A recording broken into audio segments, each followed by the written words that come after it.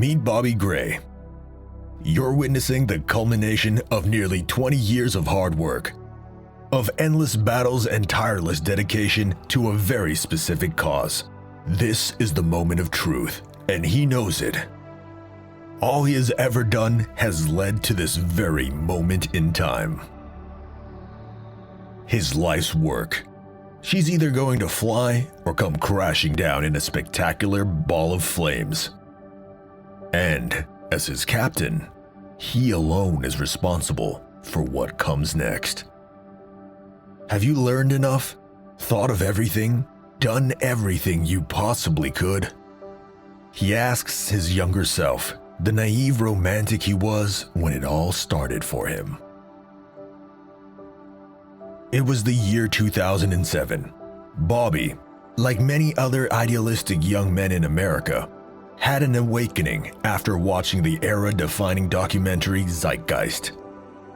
In it, to his horror, they discovered that the institution that prints the US dollar, the Federal Reserve, is not under the authority of the US government as everyone assumed, but completely owned and controlled by a private group. Imagine for a moment how absurd it is that a shadowy group no one can name, a cabal of anonymous central bankers own and control the most powerful institution to have ever existed.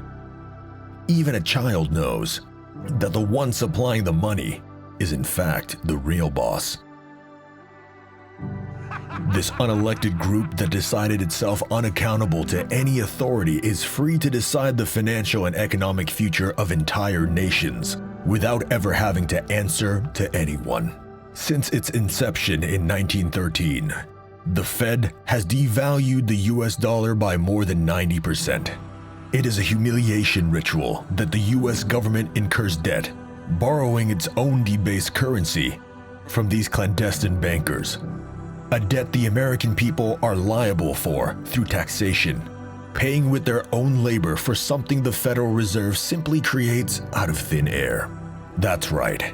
None of it is backed by gold, silver, or any commodity of intrinsic value. It is simply numbers and printed paper, utterly worthless by itself. And then they charge an interest on it, which the citizen pays with their own blood, sweat, inheritance, and property, reducing humanity to mere livestock incapable of escaping their tax farms. For Bobby, it was unacceptable that such a thing was allowed to happen and continue unabated in the supposed land of the free and home of the brave. He decided it'll be his life's mission to make money honest again and return it back safely in the hands of the people. He founded the American Open Currency Standard in 2008, an organization for promoting alternative, decentralized, and free market currencies. He collaborated with his personal hero, U.S. Congressman and presidential candidate Dr. Ron Paul, the only major politician with the same mission of auditing the Federal Reserve and returning the U.S. dollar to the American people. By Dr. Paul's invitation, Bobby became a congressional expert, speaking in the United States Congress as an expert witness on financial services and parallel currencies.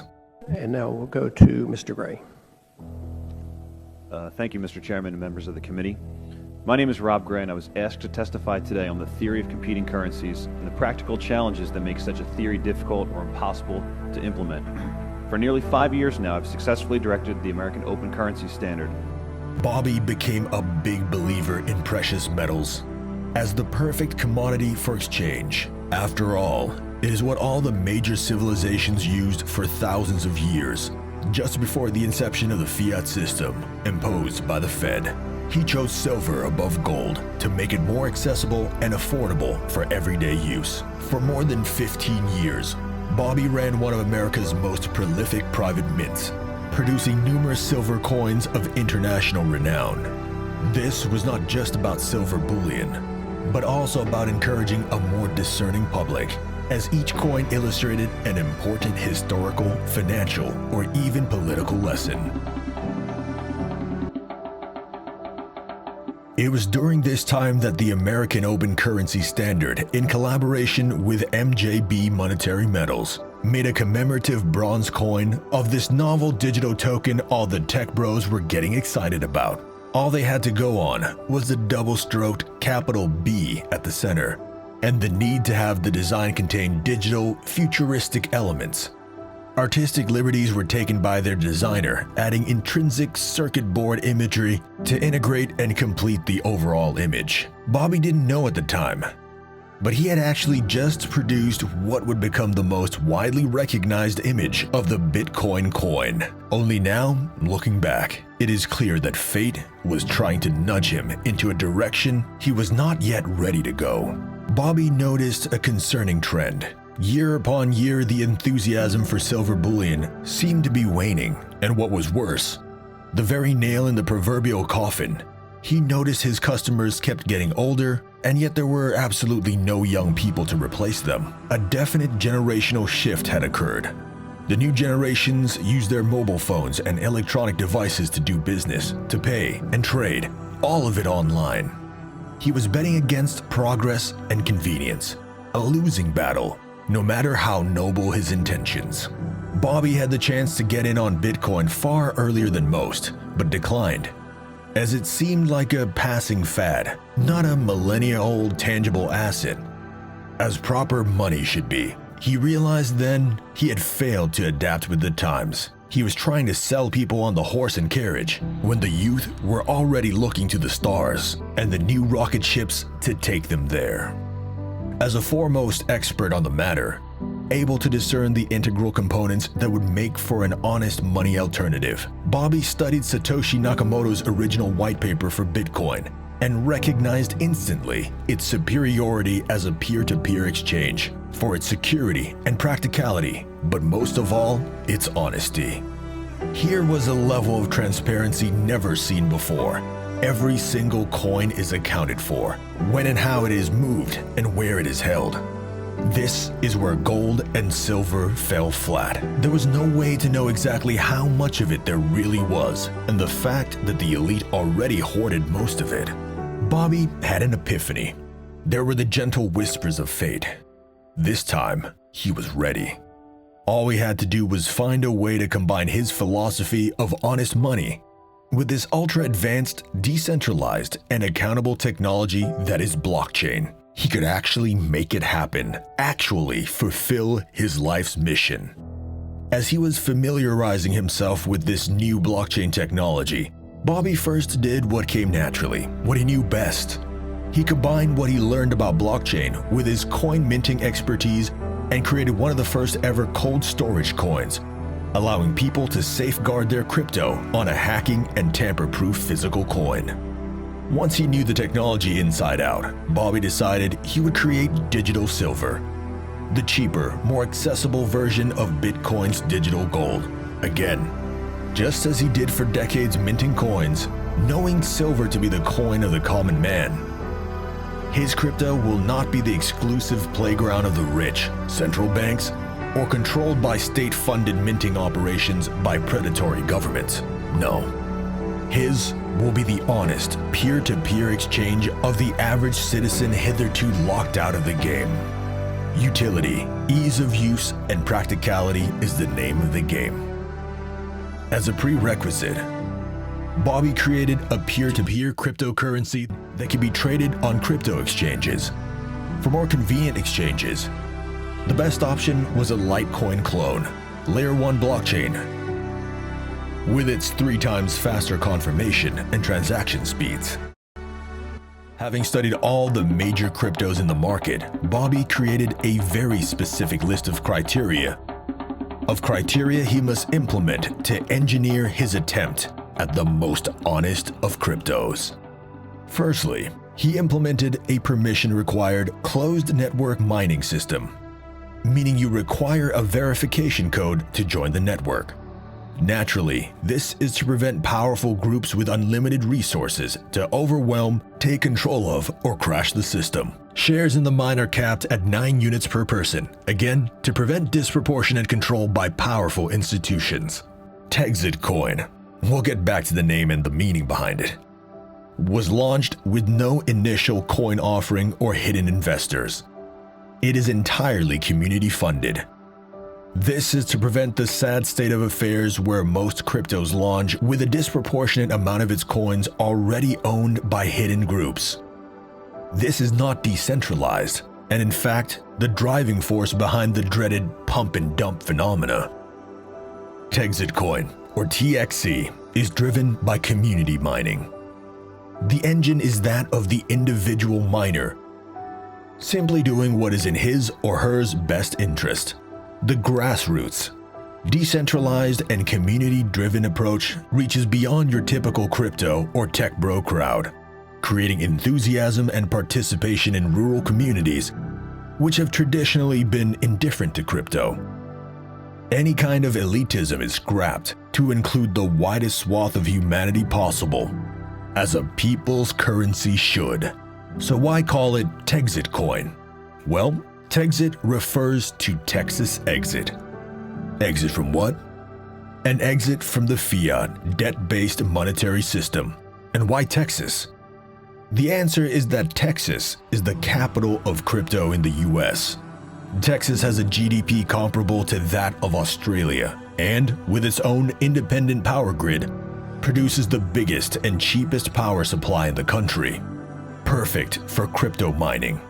Elon Musk, Samsung, Apple, and Nvidia have all set up or is in the process of setting up factories in Texas, emerging as a major hub for tech, crypto, AI, and advanced microchips. To protect himself and everyone involved, Bobby went to extreme pains to make the operation as transparent as possible. Every detail about the daily operations of TXC, every number, chart, and statistic can be viewed in real time on the TXC dashboard and Explorer on their website. There are no hidden aspects. Bobby even does weekly video calls to supply updates and answer live any questions or concerns the public might have. Now that he has built it and sees that it works, how does he scale it for widespread global adoption?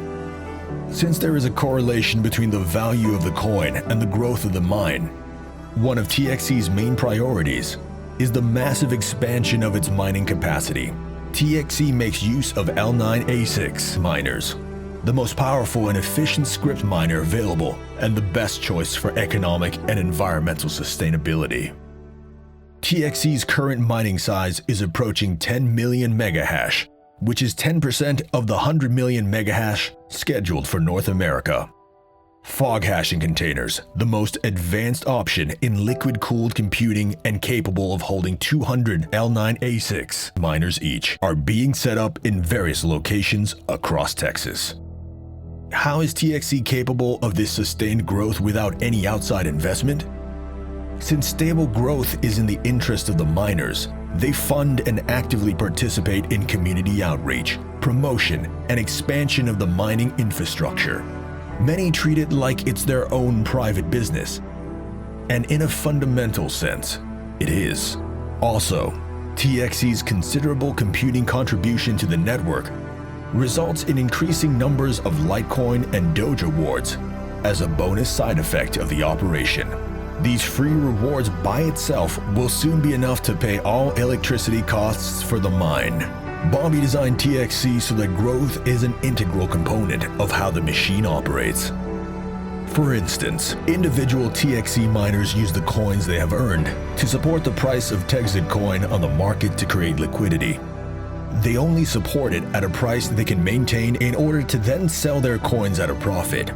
This organic synergy is the reason TXC have thus far grown in such a predictable, stair-step way, without major spikes or dips, as it is in the community's collective best interest to maintain steady growth. These are the fruits of decentralization, and since there are no hidden investors with a disproportionate stake, the possibility of massive spikes and sudden sell-offs are very unlikely. In a sense, this allows these miners to serve as their own banks and day traders. Over the next 5 years, TXC plans to build a 100 million megahash mine in Europe, Asia, Africa, and South America. With each new mine operation, the plan is for the existing mines to support the new mine with the intention of facilitating liquidity and growth. The idea is to create an interconnected system whereby the mines of these different territories support each other to foster resilience in times of economic hardship, political turmoil, or even war. Indeed, to become simply too big and too integrated to be shut down by those who benefit most from humanity's financial servitude. At this point, Bobby would consider his life's calling fulfilled. Having given humanity the model for a sustainable, transparent, and most importantly, honest money alternative he set out to do all those many years ago. These blockchain technologies point to a near future where there would be no reason for the central banks and any other predatory power structures to have any involvement whatsoever in monetary exchanges between individuals. These institutions that derive most of their power by imposing themselves upon the people as the arbiters of exchange will simply have no justifiable role to play anymore, as blockchain does a far superior job and will replace them. This would result in a tremendous power shift and a return of agency back in the hands of the people. These are the types of conditions that allow for the flourishing of creativity, ingenuity, and industriousness. Just like the Renaissance of Europe, it can signify the dawn of a new golden age. Your part in this is to research and learn all you possibly can. The future is bright if we make it so. We'll see you there.